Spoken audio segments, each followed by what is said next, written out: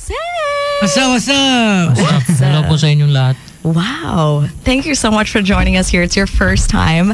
The leader of SB19 is here. And of course, Josue, singer-songwriter and producer. Hi, guys. Kamusta naman? It's nice to be here. I think this is our first time here. Yep.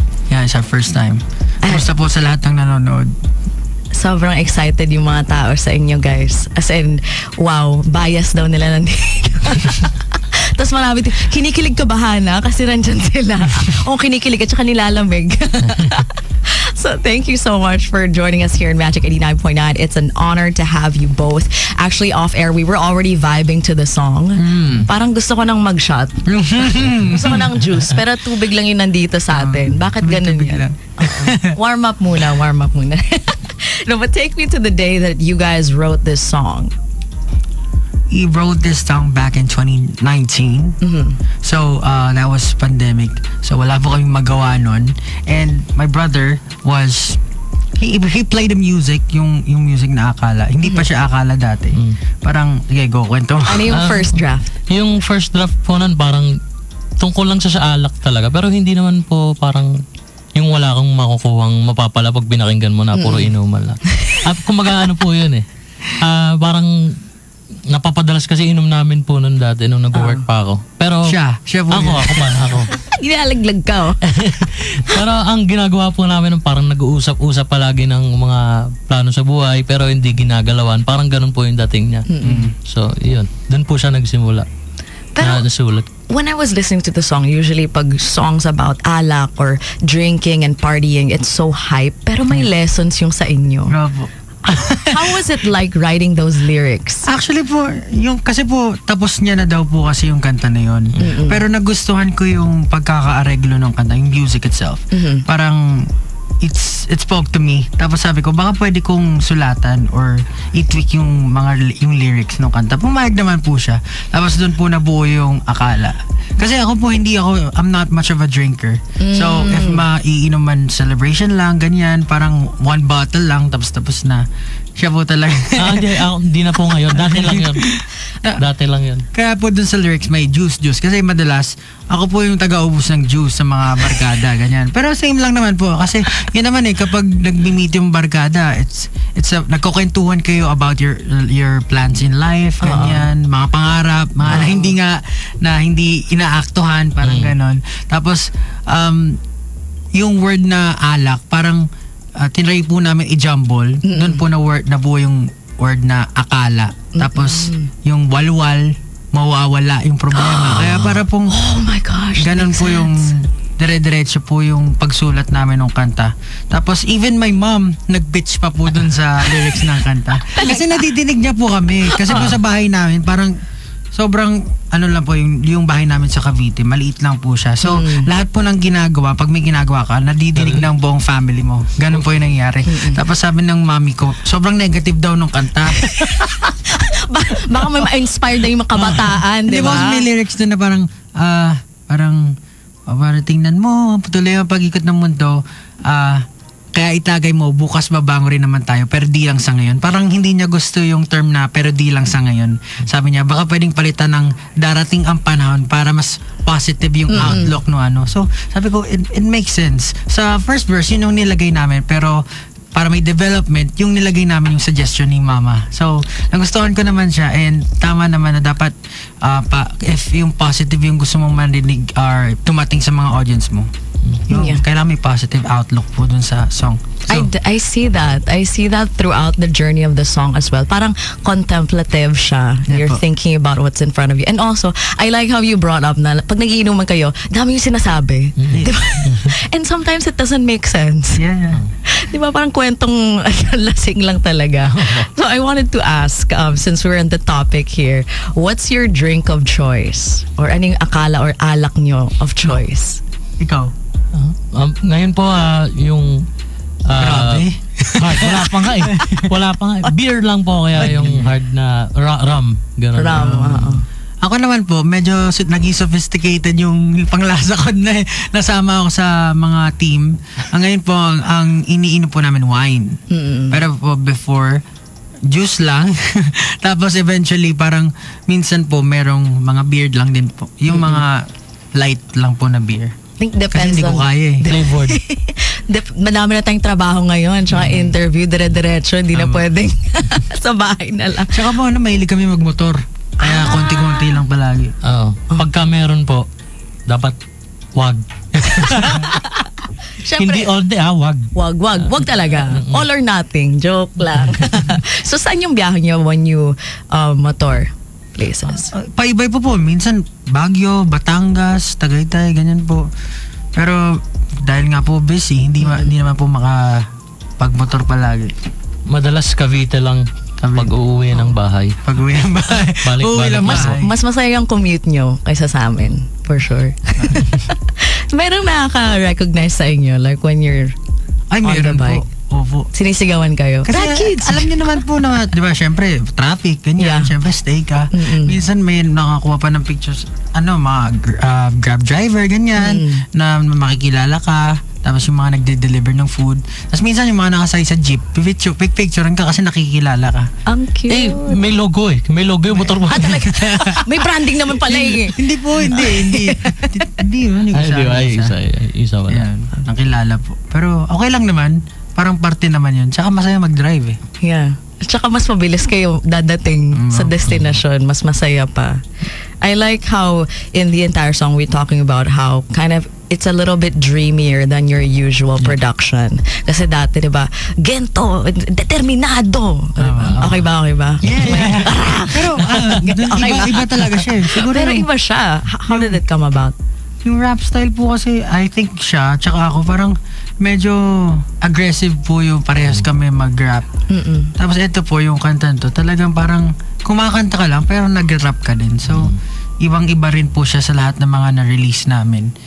Nakakatuwa lang kasi parang we get to explore and share yung thoughts namin pagdating sa alak. Parang magkaiba po kasi kami ng ways. Ako dati ayoko talagang umiinom eh. Pero nakita ko yung parang warmth na pag magkakasama kayo ng mga friends mo. Tapos serious things yung pinag-uusapan mo. Hindi basta-basta, parang nandun siya kasi parang nangangamusta kayo sa isa't isa, parang ganon. Tapos napag-uusapan niyo yung mga dreams nyo and how life is treating you right now. So parang nakakamusta niyo yung isa't isa. So dati, yung thinking ko sa alak, parang alak. Pero ngayon parang okay, if someone is trying to reach out and asking for, let's drink.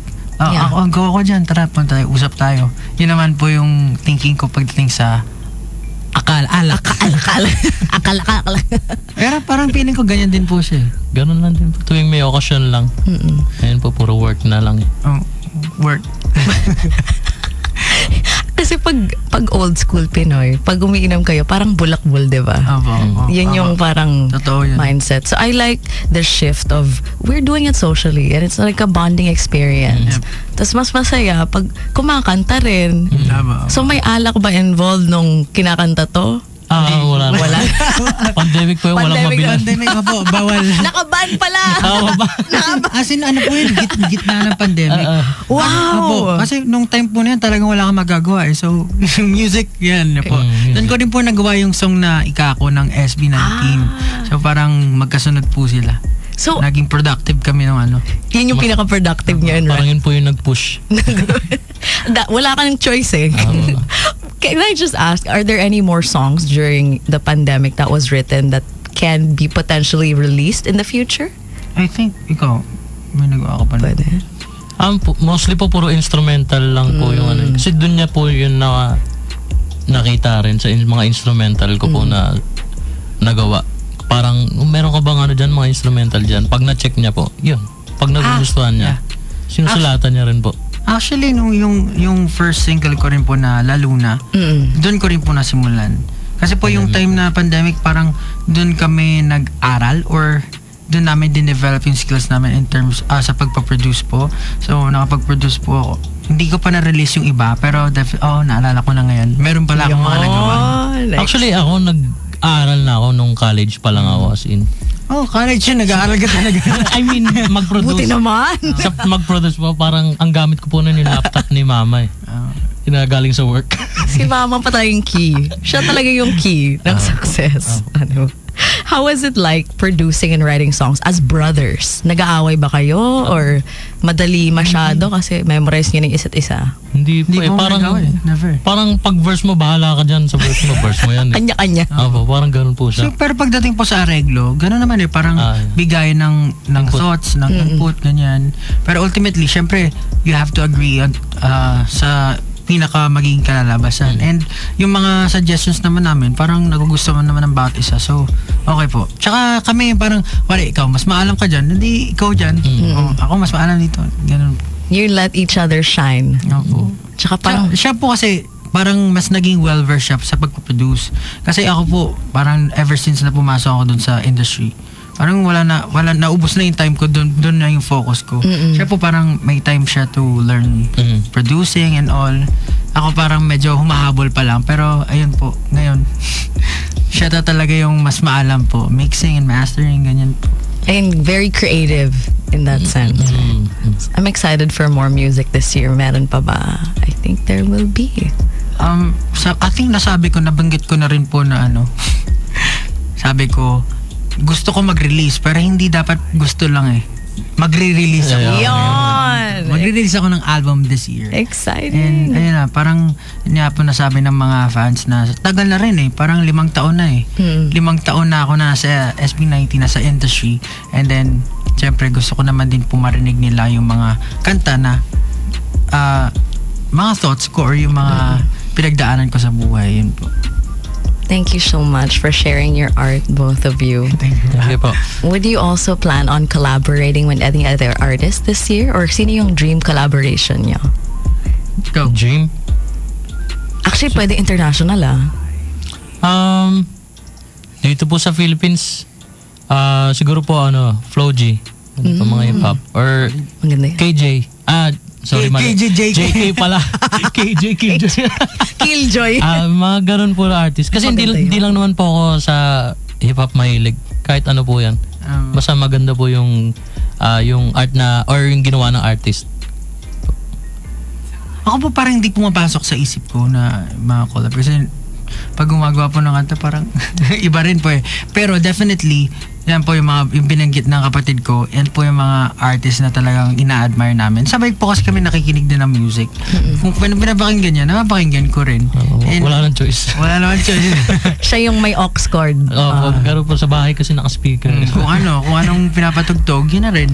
And gano'n naman po, parang pag hindi naman sarado sa ibang genre, parang if ano pa nga po, lagi ka may makukuha from other genres. In terms of producing and broadening your knowledge pagdating sa pagproduce po. Pero definitely. Pero isa talaga, hindi para sa akin kasi mahilig din po ako kumanta. Pero mahilig din ako mag-rap. Actually, hindi ko na alam kung ano gusto kong gawin sa buhay. Wag na lang kaya. Mahilig din ako umarte. Uy, maganda yon. Mahilig ako Maganda magsulat. yun. So parang gusto ko gawin lahat. Pero pag alam niyo po, pag yung nakikinig ka ng music, meron talagang people na sobrang ina-admire mo na parang, and one of those artists talaga, international naman po to, si Sir Bruno Mars. Talagang, Ganda nun. well, dati ko pa siya pinapakinggan, pero parang pag nakita mo siya, parang hindi ibang level na to Yung artistry niya, tapos pinapanood ko yung mga ano niya, yung mga interviews niya. Galing. Though, hindi naman siya rapper, pero ano siya? I love how you brought that up. He's my favorite artist of all time. Really? Oh. Performance-wise, singing, Yes, lahat yes, na. that's right. Nakita niyo yung video when he was in Tokyo? Yeah. Aba, ang ganda po Ang nun. ganda nun. Parang yung 360 cam na Yes. parang fish eye view. Ganda Cute po nun. nun. Oh my God. Ang galing niya, total performer siya. Tsaka he knows how to bring soul into the song. Lalo na pag sinama niya yung banda na Silk Sonic. Pagkasama yung ganda ng music.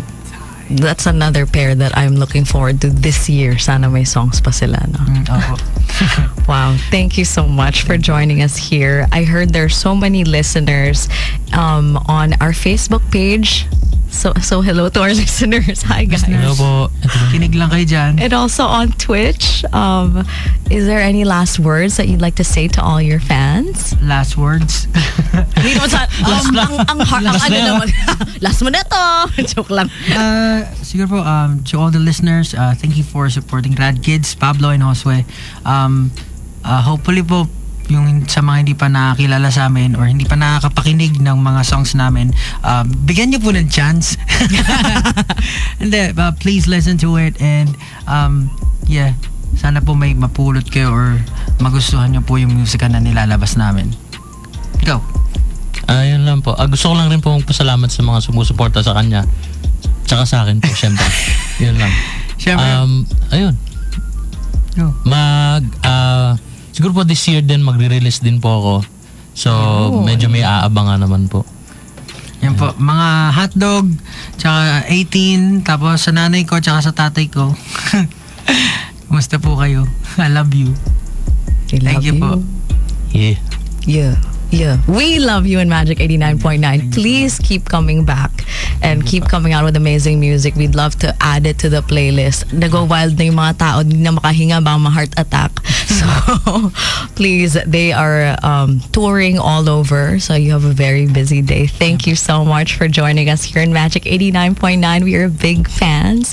And to close off the interview, of course, we gotta go play this track. Ano? Thank you guys. Gento, SB19. That was Rad Kids right here on Magic 89.9.